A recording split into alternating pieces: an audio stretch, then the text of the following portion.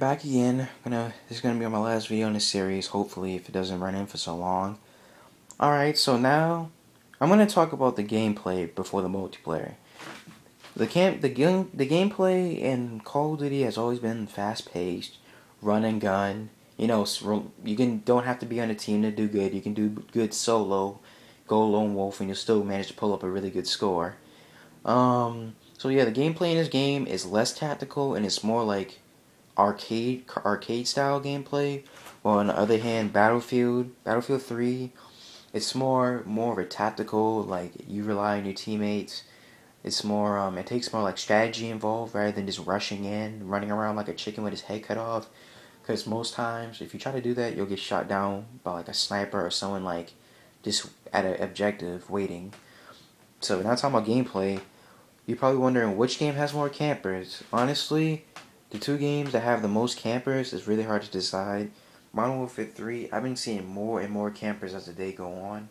Like when the game first came out, I only see like a couple, but now I'm seeing people with motion sensors, heartbeat sensors, fucking baby monitors, bouncing Bettys and claymores all over the fucking place. It's really annoying.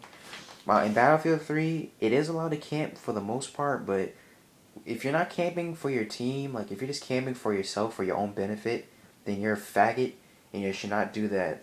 It'd be different like if you was camping at an objective. That's not really camping, it's defending, but still it is annoying getting killed by a person defending. But that's what you should be doing, is defending the objective and not worrying about your fucking KD. If you worry about your KD, you should play this. Because this game it seems like everything about KD is in this game, which is really annoying. I swear KD causes campers. If they would got rid of KD, nobody would camp. While this game is about your win-loss ratio. As you notice, I see a lot of people in this game that goes more for the objective than in this game, where people just like go for kills. Well, that's what I saw so far. People may have different results, but as I said, this is pretty much a split between these two, since the gameplay is two different things. Like if you want to play this with if you want to have a more tactical approach, more realistic, like slightly more realistic, then get Battlefield 3.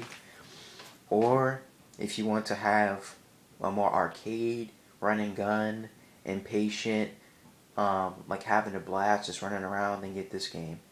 So it's pretty much a split between gameplay in these two games. Alright, so multiplayer. That's the main component of these two games, is multiplayer.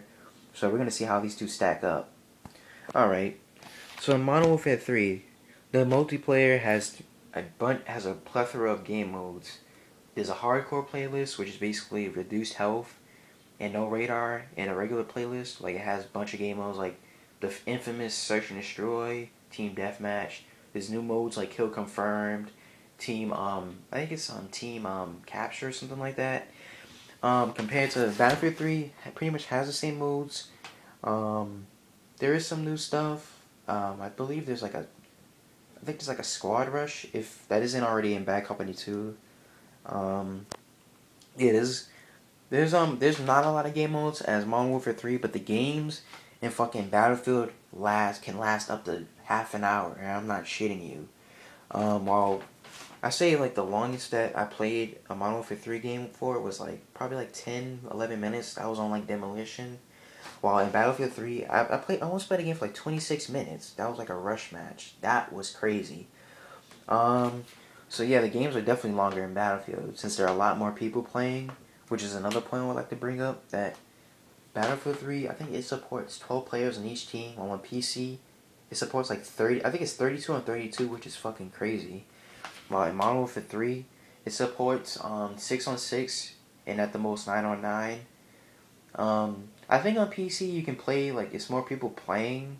Like, you can play up to more people since it's on PC.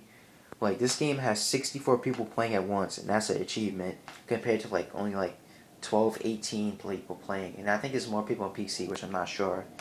So this game, for more people playing in, like, this game definitely shines over this, because there's a lot more people, like, a lot more people can play per game in this, which makes it more like a Battlefield than in Modern Warfare. It seems like squad tactical based combat, even though it's the exact opposite of Battlefield. Alright, so now we're gonna talk about like the weapon, like the unlocking system and shit like that. these games pretty much like copied off each other, because if you remember, like in Call of Duty, like in the Call of Duty games, in order to get like camos and stuff like that, you have to get headshots, and you have to like do a certain amount of kills with a gun. In this game, they pretty much abandoned that, and in this game, instead of buying shit like in Black Ops, which it was cool at first, and then it got really annoying. In this game, you just unlock camos and attachments by just using the gun. The same as in Battlefield 3, the way you unlock guns is pretty much the same thing. You just keep using the gun, and you eventually lock everything for it. In this game, in Battlefield 3, the way you unlock new guns is if you use a certain class. Since there's 4 classes, there's Recon, Assault, Medic, and Support. And each of those classes have different guns, and they play different roles. So in this game, you have to stick with your role. Unlike Modern Warfare 3, where you can make your own class, which gives you more freedom. But this game has more customability with weapons, since you can put up to 3 attachments, like a special gadget. Like I think the support team, you can use a mortar, which is pretty cool, and medic team has like a med kit. Compared, like in this game, you can heal. You heal a lot better, since in this game you can't regenerate health, but you regenerate health faster if you use a med kit, compared to Bad Company 2, where you have to use a med kit in order to like regenerate health.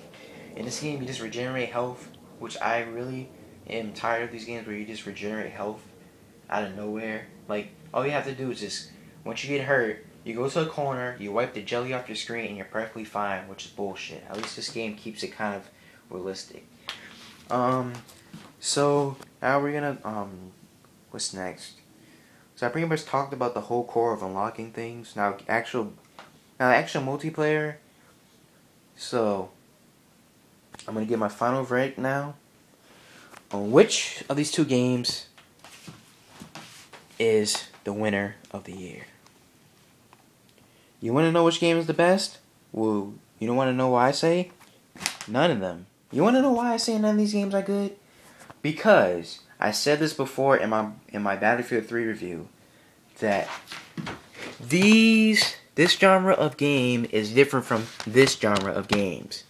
So honestly, it becomes a tie with Battlefield 3 and a tie with Modern Warfare 3. A lot of people might disagree with me with this, but honestly, I don't really care. A lot of people may agree, a lot of people may disagree. These games are opposite first-person shooters, okay? One is slightly less realistic, more run around, kill people, while this game is more squad-based.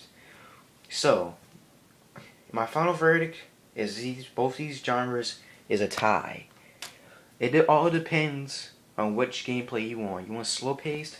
You want slow-paced tactical, war, using vehicles? Get Battlefield 3. If you want running around, using kill streaks, having fun, quick scoping, get like playing arcade like, then get Modern Warfare 3.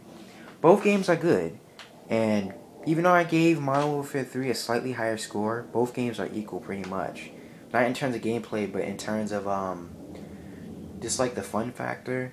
Even though both games can piss you off, a lot of the time, both games can give you a good time.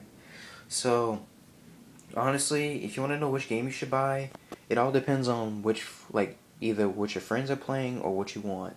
If you want I know a lot of people I know are playing this game, so you might want to get this game first, or vice versa. If a lot of your friends are playing this, then you should get this.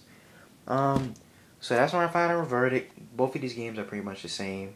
Not exactly the same, but you know what I mean. They're both equal in their own terms, and they both, even though they might beat the fuck out of each other, they might beat each other up, but both the games are pretty much still good. So my final verdict is a tie. I hope you like this review. I know a lot of people are gonna get mad. Oh, the camera's off-centered. You can't record it. I honestly don't give a fuck if you think the video is not good recording, okay? It's all about the review and not about the quality of the video. If you want to make a good quality video, then make your own fucking video. And that's all I have to say. And thank you for watching this video. Please leave some feedback, some comments. Don't leave any fucking camera comments or else I'll delete the comment. And thank you for watching this video, and I appreciate it. And have fun. Stay frosty.